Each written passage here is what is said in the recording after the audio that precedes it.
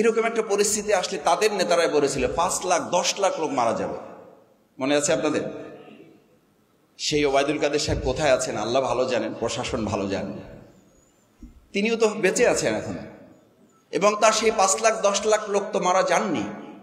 তার মানে তাদের অপরাধের প্রবণতা তারা জানতেন, কিন্তু প্রতিশোধের প্রবণতাটা এই দেশ এবং জাতি বাংলাদেশ ইসলামপন্থী লোকেরা সেই জায়গাটা আমরা প্রতিশোধের রাজনীতি গ্রহণ করি নাই বলি কবি নজরুলের সেই সুন্দর কথা আছে, উহাদের ভাবি মাসি পিপিলিকা তাই মারি না দয়া করে।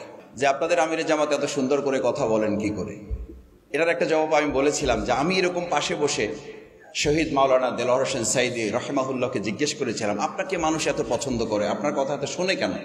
উনি বলেছিলেন, আমি যদি আমার বাপের কথা, আমার মায়ের কথা, আমার শুধু দলের কথা বলি তাহলে কেউ শুনবে না, কারণ আমি ইসলামের কথা বলি, কোরআনের কথা বলি, এর চেয়ে সুন্দর সংস্কৃতি পৃথিবীতে আর নেই, যেই কারণে মানুষ এটা পছন্দ করে। আমিরে জামাত ইসলামের কথা বলে, দেশের কথা বলে, দেশপ্রেমের কথা বলে, সেই জন্যই কথাগুলো সুন্দর।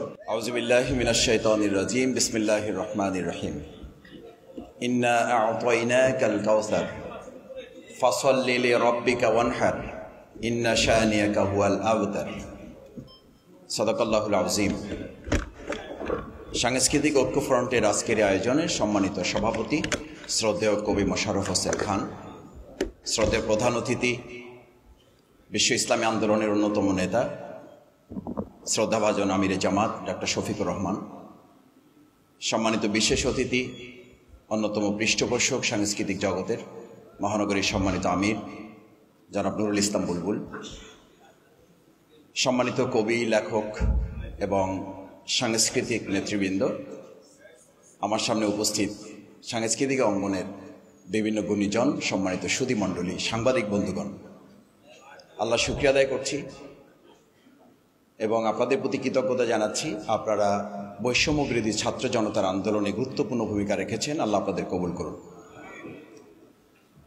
আমি আপনাদের সামনে একটি সূরা তেলাওয়াত করেছি। আমাদের নতুন করে অপসংস্কৃতির বিরুদ্ধে সুন্দর ইসলামী সংস্কৃতির চ্যালেঞ্জ করার কিছু নেই, এই চ্যালেঞ্জে আগেই তারা হেরে গেছে।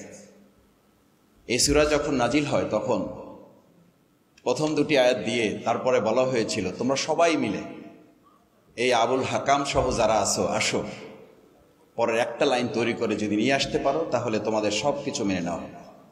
আলহামদুলিল্লাহ, আপনারা জানেন সেদিন তারা বহু কিছু আবির্ভাব করেছিল, কিন্তু ইন্না শানিয়াকা হুয়াল আবতার এটা যুক্ত করতে ব্যর্থ হয়েছে। সেদিন যারা ব্যর্থ হয়েছে, নতুন করে তাদের জয় হওয়ার আর কোনো সম্ভাবনা নেই এবং তাদের আর এই জনগণ জিততে দেবে না ইনশাআল্লাহ। তারা আমাদেরকে হারিয়ে দিতে ছিল। কবি নজরুল কত সুন্দর করে বলেছেন, উহারা প্রচার করুক হিংসা বিদ্বেষ, আর আমাদেরকে যারা হারিয়ে দিতেছিল, আমাদেরকে যারা দেশ ছাড়া করতে চেয়েছিল, আমরা বলিব সাম্য শান্তি এক আল্লাহ জিন্দাবাদ। আমাদের আমিরে জামাত কত সুন্দর করে সেটা বলেন। আমাকে সেদিন একজন অন্য জগতের সাংস্কৃতিক কর্মী ফোন করেছেন, আপনারা কারো কারো স্ট্যাটাসও দেখেছেন, যারা আপনারা হয়তো কল্পনাও করেন না যে আপনাদের আমিরে জামাত এত সুন্দর করে কথা বলেন কি করে। এটার একটা জবাব আমি বলেছিলাম যে আমি এরকম পাশে বসে শহীদ মাওলানা দেলোয়ার হোসেন সাইদি রহমাহুল্লাহকে জিজ্ঞেস করেছিলাম, আপনাকে মানুষ এত পছন্দ করে, আপনার কথা এত শোনে কেন? উনি বলেছিলেন, আমি যদি আমার বাপের কথা, আমার মায়ের কথা, আমার শুধু দলের কথা বলি তাহলে কেউ শুনবে না, কারণ আমি ইসলামের কথা বলি, কোরআনের কথা বলি, এর চেয়ে সুন্দর সংস্কৃতি পৃথিবীতে আর নেই, যেই কারণে মানুষ এটা পছন্দ করে। আমিরে জামাত ইসলামের কথা বলে, দেশের কথা বলে, দেশপ্রেমের কথা বলে, সেই জন্যই কথাগুলো সুন্দর সুন্দর। এই পরাজয়কে আমাদেরকে হারিয়ে দিতে পারবে না ইনশাআল্লাহ। আমাদেরকে দেখেন, আমি এটা বলছি এই জন্য যে এরকম একটা পরিস্থিতি আসলে তাদের নেতারাই বলেছিল 5 লাখ 10 লাখ লোক মারা যাবে। মনে আছে আপনাদের? সেই ওবায়দুল কাদের সাহেব কোথায় আছেন আল্লাহ ভালো জানেন, প্রশাসন ভালো জানেন। তিনিও তো বেঁচে আছেন এখন, এবং তার সেই 5 লাখ 10 লাখ লোক তো মারা যাননি। তার মানে তাদের অপরাধের প্রবণতা তারা জানতেন, কিন্তু প্রতিশোধের প্রবণতাটা এই দেশ এবং জাতি বাংলাদেশ ইসলামপন্থী লোকেরা সেই জায়গাটা আমরা প্রতিশোধের রাজনীতি গ্রহণ করি নাই বলি কবি নজরুলের সেই সুন্দর কথা আছে, উহাদের ভাবি মাসি পিপিলিকা তাই মারি না দয়া করে। সুতরাং আপনারা ভাববেন না আমাদের এই দয়াকে যেন দুর্বলতা মনে করবেন না। কেউ কেউ আমাদের বলেন যে আমাদের প্রতিশোধ গ্রহণ করার কথা, কারণ কবি নজরুল এটা বলেছেন আমাদের, উহাদের ভাবি মাসি পিপিলিকা তাই মারি না কো দয়া করে। আজকে এই স্বাধীনতা সার্বভৌমত্বকে কারা প্রশ্নবিদ্ধ করেছে? নতুন স্বাধীনতা যোদ্ধা কেন আজকে আহত পঙ্গুত্ব বরণকারী ভাইয়েরা মেডিকেলে বসে আনন্দের চোখে একদিকে পানির অশ্রু বয়ে চলছে, আত্মচিৎকার করে সে আনন্দে উল্লাসিত হয়ে হাসি দিয়ে ওই পানির সাথে মিশ্রিত করে আমিরে জামাতের ঠোঁটের সাথে কপাল মিলিয়ে যখন আত্মচিৎকার করে বলে, ডক্টর শফিক সাহেব, আমাদের এই হাত হারানো, আমাদের এই পা হারানোতে কোনো আক্ষেপ নেই, কোনো কষ্ট নেই, আমরা আনন্দিত। এই আনন্দ কেন? কারণ আপনাদের কবিরাই লিখে গিয়েছিলেন, স্বাধীনতা তুমি পিতার কোমল জায়নামাজের উদার জমিন। এই জায়নামাজ, এই উদার জমিন, এই পিতার কোমলকে কারা রক্তাক্ত করেছেন?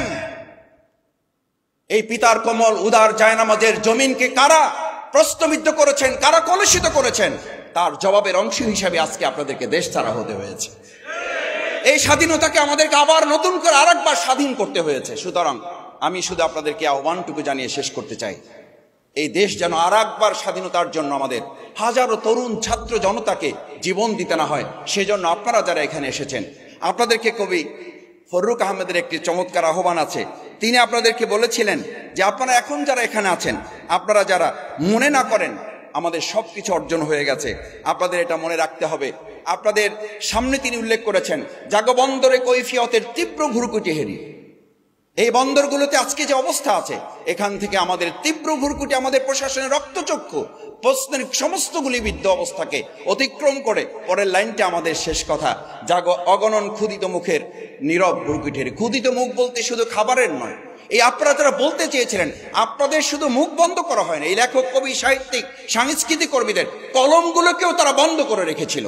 এই উন্মুক্ত কলমগুলোকে আগামী দিনের সুন্দর বাংলাদেশ গড়ার কাজে আমরা সবাই কাজে লাগাবো ইনশাআল্লাহ। আসসালামু আলাইকুম ওয়া রাহমাতুল্লাহি ওয়া বারাকাতুহু। অনেকে বলেছেন যে আমরা অনেকে লিখতে পারে না, অনেকে পারেন নাই, কিন্তু অনেকেই এমনভাবে লিখেছেন, সেই লেখাটি এমন শক্তভাবে বিধার মতো, যা তাদের গোচরে আসলে শত্রুপক্ষের, অর্থাৎ যারা সুস্থ ও সুন্দর সংস্কৃতিকে বিকশিত হতে দিতে চায় না, যারা অবৈধভাবে দেশের দখলদারিত্ব রাখতে চেয়েছিল, যারা এদেশের সাংস্কৃতিক পরিমণ্ডলকে পরিবর্তন করে তারা বিজাতীয় সংস্কৃতি দিয়ে যারা এই দেশকে ঢেলে সাজানোর জন্য নিরন্তর প্রচেষ্টা চালিয়েছিল, তাদের পাল্টা জবাব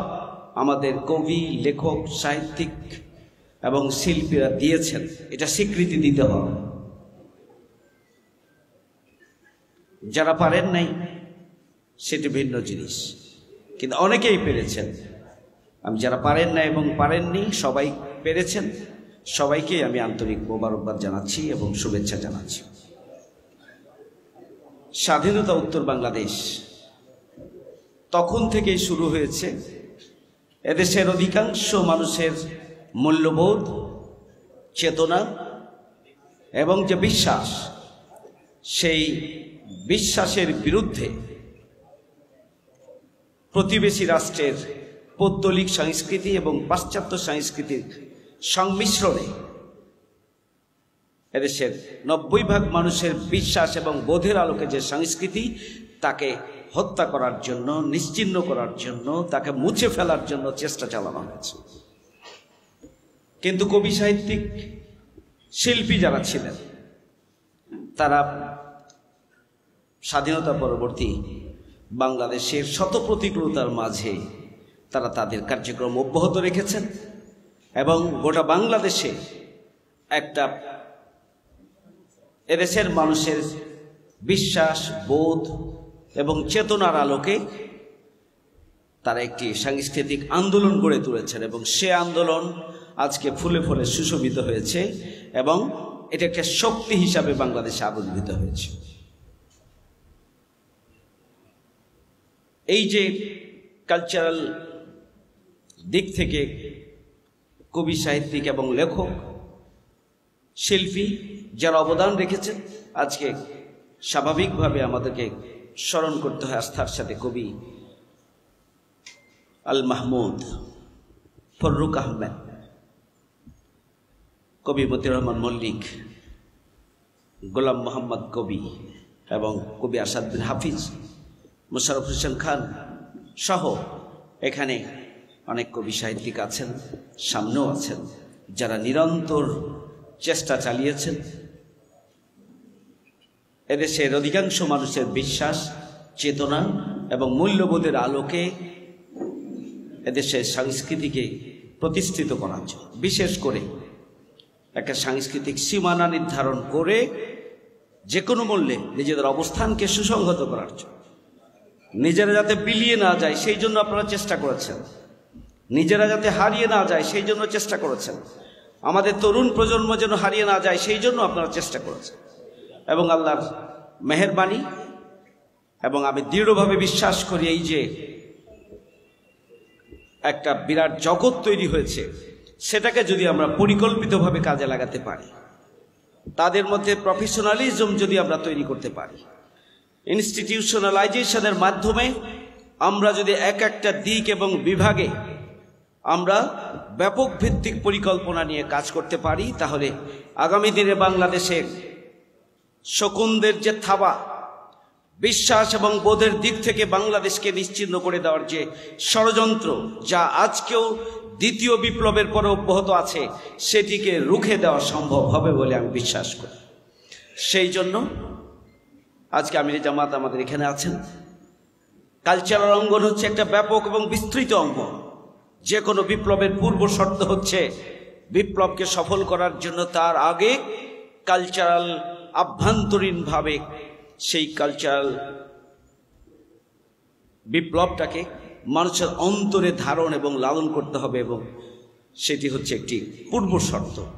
আর কোনো বিপ্লবকে ধরে রাখার জন্য দেশপ্রেম, জাতীয়তাবোধ, ইসলামী মূল্যবোধ এবং সামগ্রিকভাবে আমার দেশকে একটি শক্তিশালী জনগণের বিশ্বাস এবং বোধের আলোকে স্থায়ীভাবে যদি প্রতিষ্ঠিত করতে হয়, তাহলে এই যে নতুন বিজয়, আমাদের বিজয় পরবর্তী আমাদের কালচারাল অঙ্গনটিকে এমনভাবে সুসংহত করতে হবে যাতে করে এই বিজয়ীকে আমরা দীর্ঘস্থায়ীভাবে ধরে রেখে সামগ্রিকভাবে অবকাঠামোগত উন্নয়ন নয়, মানুষের চিন্তা চেতনা, মানুষের শিক্ষা দীক্ষা, আচার আচরণ এবং নৈতিক ও বিশ্বাস ও মূল্যবোধের দিক থেকে পরিবর্তনের মধ্য দিয়ে যেন একটা মজবুত বাংলাদেশ, একটা নৈতিক বাংলাদেশ, একটা বসবাসযোগ্য বাংলাদেশ গড়ে তোলার জন্য সমস্ত মানুষকে সজাগ এবং সচেতন ও পাহারাদারির ভূমিকা অবতীর্ণ হওয়ার জন্য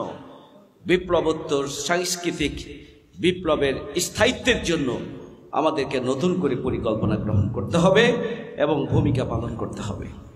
সেই জন্য আমরা যারা চিন্তা করি, আমরা যারা কাজ করি এবং আমরা যারা পৃষ্ঠপোষকতাকারী, সকল দিক থেকেই একটি সুপরিকল্পিত সিদ্ধান্ত নিয়ে যদি আমরা অগ্রসর হই, আমরা আগামী দিনের সকল চ্যালেঞ্জকে ফেস করেই এই বাংলাদেশকে আমরা 90% মানুষের চিন্তা, মূল্যবোধ এবং চাওয়া পাওয়ার আলোকে আমরা গড়ে তুলতে পারবো ইনশাআল্লাহ, এবং কোনো শকুনের ষড়যন্ত্র এখানে সফল হবে না। সবাইকে ধন্যবাদ। আল্লাহ হাফেজ। আসসালামু আলাইকুম।